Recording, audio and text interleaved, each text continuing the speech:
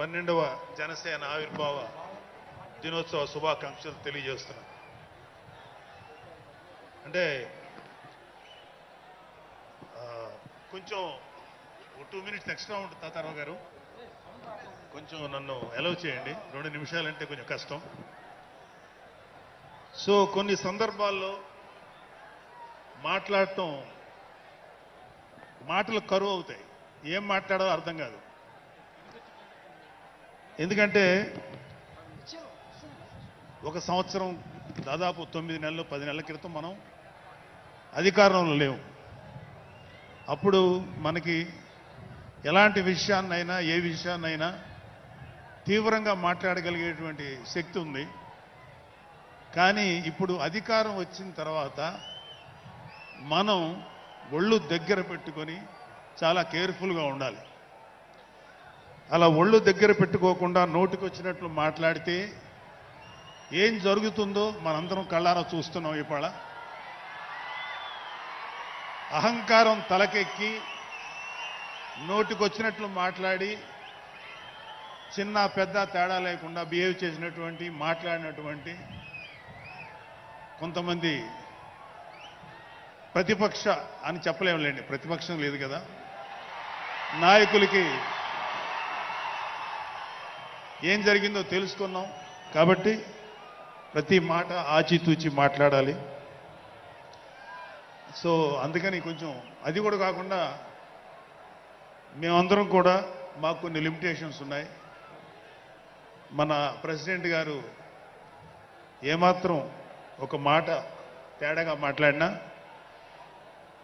ఒక ఏ విధంగానూ స్పేర్ చేయనటువంటి వ్యక్తి, ఒక డిసిప్లైన్డ్ లీడర్ ఆయన. సో ఆయన ఆధ్వర్యంలో చాలా జాగ్రత్తగా పనిచేస్తాం, జాగ్రత్తగా మాట్లాడతాం.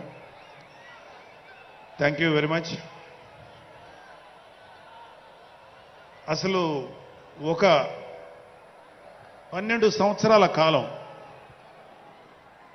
అంటే మన హిందూ సాంప్రదాయంలో 12 సంవత్సరాలకి ఒక ప్రత్యేకత ఉంది. మన కృష్ణ గోదావరి లాంటి నదులకి పుష్కరాలు జరుగుతుంటాయి, చాలా పవిత్రమైన రోజులు అవి. అలాగా మిగతా అన్ని ఆవిర్భావ సభలు ఒక ఎత్తు అయితే ఈ 12వ ఆవిర్భావ సభ ఒక నదికి వచ్చిన పుష్కరాలు ఎంత పవిత్రమైనయో అంత గొప్ప రోజు ఈరోజు. సో ఈ అవకాశం మనకి ఇచ్చినటువంటి పవన్ కళ్యాణ్ గారికి మనం అందరం సదా కృతజ్ఞులై ఉండాలి. ఇప్పుడు పవన్ కళ్యాణ్ గారు ఆయన సాధించినటువంటి సక్సెస్, ఆయన సాధించినటువంటి విజయం మనం ప్రత్యేకంగా చెప్పుకోకర్లా. 100కి 100% స్ట్రైక్ రేట్ తోటి ఆయన విజయాన్ని, అద్భుతమైన విజయాన్ని సాధించడంతో పాటు అటు రాష్ట్రంలోనూ దేశంలోనూ ప్రభుత్వాలు నిలబెట్టడానికి ఒక వెన్నెముగ్గా నిలిచారు. సో ఆయన గురించి ప్రత్యేకంగా ఏమీ మాట్లాడక్కర్లేదు, ఎందుకంటే చాలామంది చాలాసార్లు మాట్లాడుతున్నారు. మనం తెల్లారులేస్తే టీవీల్లో అన్ని చోట్ల చూస్తున్నాం. ఆయన తీసుకున్నటువంటి Panchayati Raj, water works, forest department ఎంత ఎఫిషియెంట్గా పనిచేస్తున్నారో, అలాగే మన మినిస్టర్లు తీసుకున్నటువంటి ముఖ్యమైన శాఖలన్నీ కూడా ఎంత ఎఫిషియెంట్గా పనిచేస్తారో మనందరం చూస్తున్నాం. సో స్పెసిఫిక్గా కళ్యాణ్ బాబు గారు ఎంత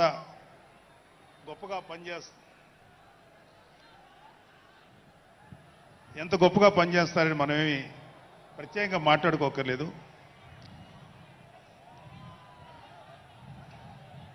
సో అయితే ఎన్ని మాట్లాడినా ఒక విషయం అయితే మనం మాట్లాడుకోవాలి. ఒక సినిమా స్క్రిప్ట్ కానీ ఒక ఉపన్యాసం కానీ దానికి కొన్ని లక్షణాలు ఉంటాయి. అంటే ప్రతి స్పీచ్లోనూ ఒక హీరో, అంటే ఒక సినిమాకి చెప్పిన ఒక హీరో, ఒక విలను, ఒక హీరోయిన్, ఒక హాస్యగాడు, ఇలా ఉంటారు.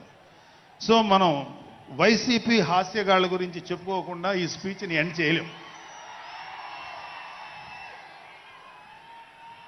ఎందుకంటే జగన్ లాంటి హాస్యనటుడు కనే కళల గురించి మీకు చెప్పాలి. ఆయన ఎలక్షన్స్ అయిపోక ముందు నిద్రలోకి వెళ్ళారు.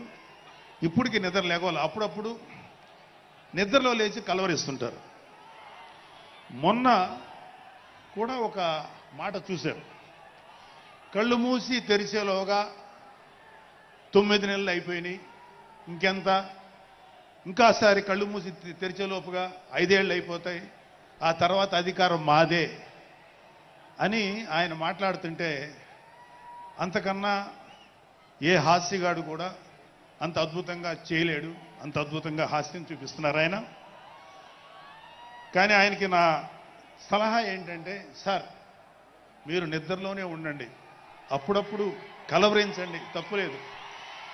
ఇంకొక 20-30 ఏళ్ల తర్వాత మీరు కల్లో నుంచి బయటికి రండి, అప్పుడు దాకా మిమ్మల్ని ఎవ్వరూ డిస్టర్బ్ చేయరు. ఇది నాకు మనస్ఫూర్తిగా నేను మీకు ఇచ్చే సలహా.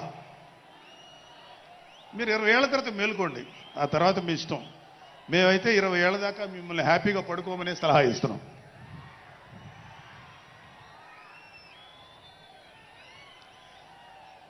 సో ఆంధ్రప్రదేశ్లో పవన్ కళ్యాణ్ గారి యొక్క చొరవతోటి ఏర్పాడైనటువంటి ఈ కూటమి ప్రభుత్వం ఎన్ని చోట్ల ఎంత పెద్ద సక్సెస్ అయిందో, ఎంత 164 సీట్లు సాధించే దిశగా ఆయన ఎంత కష్టపడ్డారో మనందరికీ తెలుసు.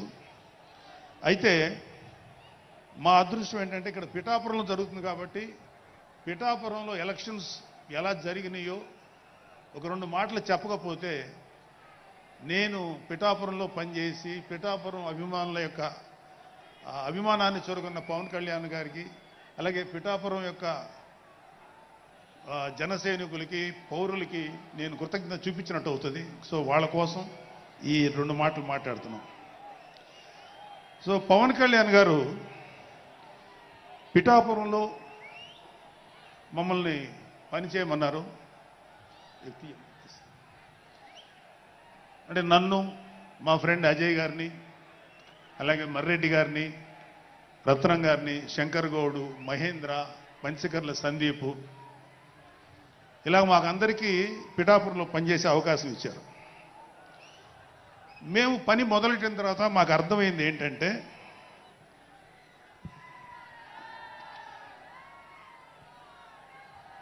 పవన్ కళ్యాణ్ గారికి ఆల్రెడీ ఇక్కడ విజయం ఖరారైంది. మనం ఓన్లీ పని చేస్తున్నట్టుగా ఉండడమే తప్ప మనం కొత్తగా చేయాల్సిన పని ఏమీ లేదు అని చెప్పి నాకు అర్థమైంది. నాకే కాదు మా అందరికీ అర్థమైంది. సో మేము దీన్ని ఎంత గొప్ప అదృష్టంగా తీసుకుంటున్నామంటే, పవన్ కళ్యాణ్ గారు మీరు పని చేసేటువంటి మేము ఇక్కడ ఏదో పని చేసాం అనే తృప్తి మాకు ఇవ్వటం కోసం ఆయన ఈ మమ్మల్ని అపాయింట్ చేశారు తప్ప ఆయన గెలుస్తారన్నది, ఆయన అఖండ విజయం సాధిస్తారని ఆయనకు ముందే తెలుసు. కానీ ఆ సాటిస్ఫాక్షన్ మాకు ఇవ్వటం కోసం మాకు ఈ అవకాశం ఇచ్చారు. అయితే అది మా అదృష్టంగానే ఫీల్ అవుతున్నాం. చంద్రుడికో నూలు పోగులాగా ఆయన పడిన కష్టానికి ఒక చిన్న పని చేసామనే తృప్తి అయితే మాత్రం మాకు నిజంగానే ఉంది. అయితే ఇక్కడ పిఠాపురంలో పవన్ కళ్యాణ్ గారు అఖండ విజయం సాధించడానికి 2 ఫ్యాక్టర్స్, 2 ఇంపార్టెంట్ ఫ్యాక్టర్స్. ఒకటి మన ప్రెసిడెంట్ జనసేనాని పవన్ కళ్యాణ్ గారు అయితే, రెండో ఫ్యాక్టర్, నాట్ వ్యక్తి, ఫ్యాక్టర్ పిఠాపురం జనసైనికులు, పిఠాపురం పౌరులు, పిఠాపురం ఓటర్స్. వీళ్ళిద్దరూ లేకపోతే మేము ఏమి చేసినా ఏం ఉపయోగం లేదు. సో మాలో ఎవరైనా ఇంకెవరైనా సరే పవన్ కళ్యాణ్ గారి విజయానికి నేనే దోహదపడ్డాను అని ఎవరన్నా అనుకుంటే అది వారి కర్మ, అంతకంటే ఏం చేయలేం.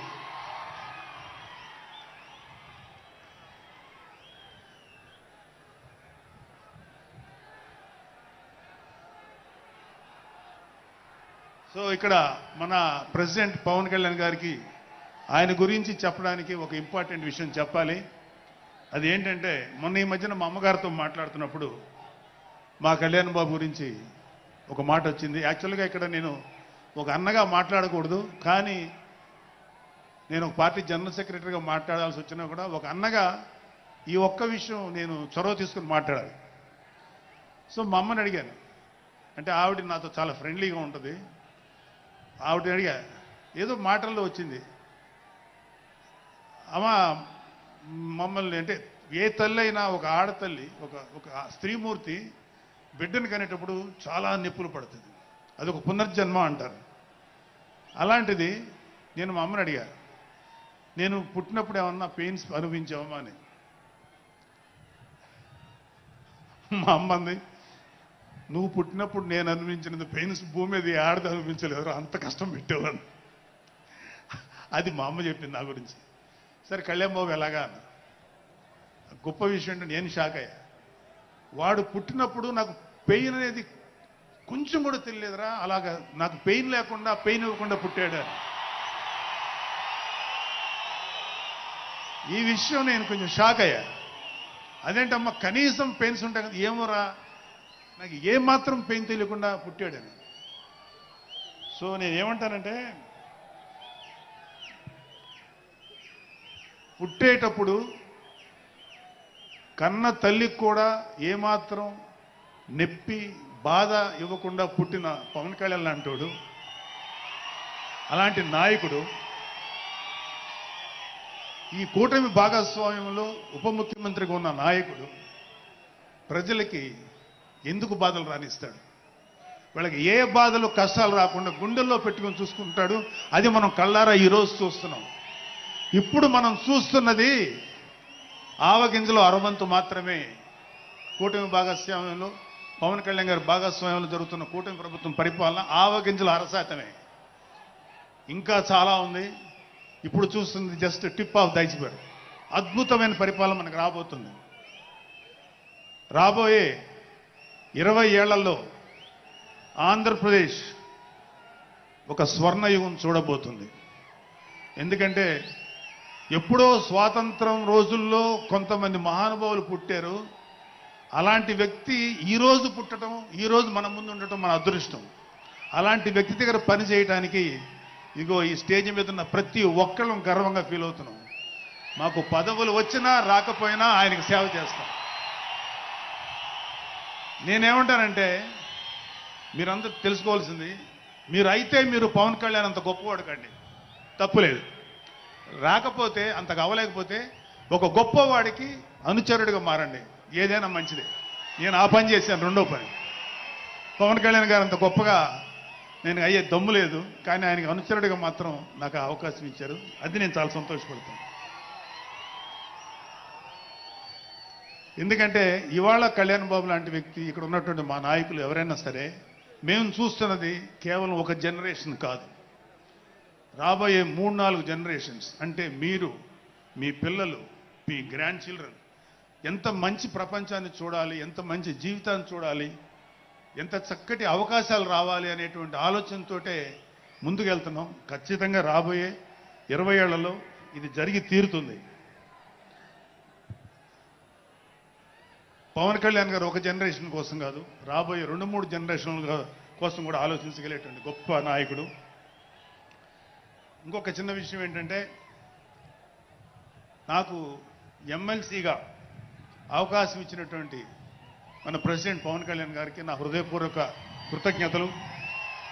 అలాగే నేను ఎమ్మెల్సీ కావటానికి నన్ను ప్రోత్సహించినటువంటి వ్యక్తులు, లేదా నేను ఎమ్మెల్సీగా ఉండాలని కోరుకున్న మీలాంటి ఎంతో అభిమానించే కార్యకర్తలు, అలాగే మా నాయకులు, ఆ రోజు నాకు సపోర్టుగా వచ్చినటువంటి మా నాయకులందరూ, మనోహర్ గారు, రామకృష్ణ గారు, విష్ణుకుమార్ రాజు గారు, లోకేష్ గారు, వీళ్ళందరికీ కూడా నా హృదయపూర్వక కృతజ్ఞతలు.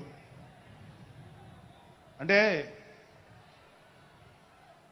దేవుడు అనేవాడు మనం అడిగితే వరాలు ఇస్తాడు, ఖచ్చితంగా వరాలు ఇస్తాడు. కానీ అడగకుండానే వరాలు ఇచ్చేవాడు పవన్ కళ్యాణ్. అతను ఏమని పిలవాలో మీరే డిసైడ్ చేసుకోండి. చివరగా ముఖ్యమైన విషయం ఏంటంటే, జనసేనకి ప్రాణవాయువు లాంటి వాళ్ళు కార్యకర్తలు, వీర మహిళలు, జన సైనికులు, అభిమానులు. నేను ఒక జన సైనికుడిని అని చెప్పుకోవటంలో ఉండే ప్రైడ్ నాకు ఇంకా ఏ విషయంలో రాదు. చాలా గర్వపడుతుంటాను. సో అలాంటి జన సైనికులకి మీ అందరికీ మేమందరం అండగా ఉంటాం. ఏదైనా చిన్న చిన్న ఇబ్బందులు తలెత్తినా అవన్నీ సరిచేస్తాం. ఇంకొక విషయం ఏంటంటే, జనసేన పార్టీ ఒక్కటే మీరు ఒక కార్యకర్త స్థాయి నుంచి అత్యంత ఉన్నతమైన స్థాయికి చేరుకోగలిగేటువంటి డెమోక్రటిక్ వాల్యూస్ ఉన్నటువంటి పార్టీ జనసేన. కాబట్టి జనసేనలో ఉండండి, జనసేనని ప్రోత్సహించండి. మీకే కాదు, మీ బిడ్డలకు కాదు, మీ మనవలకు కాదు, రాబోయే తరాలందరికీ జనసేన అండగా ఉంటుంది. మీ అందరికీ మేము ఫుల్ సపోర్ట్ చేస్తాం. మిమ్మల్ని అందరినీ గుండెల్లో పెట్టుకొని చూసుకుంటాం. ఎందుకంటే మా వెనకాల ఉన్నది ఒక శక్తి, దట్ ఈజ్ పవన్ కళ్యాణ్.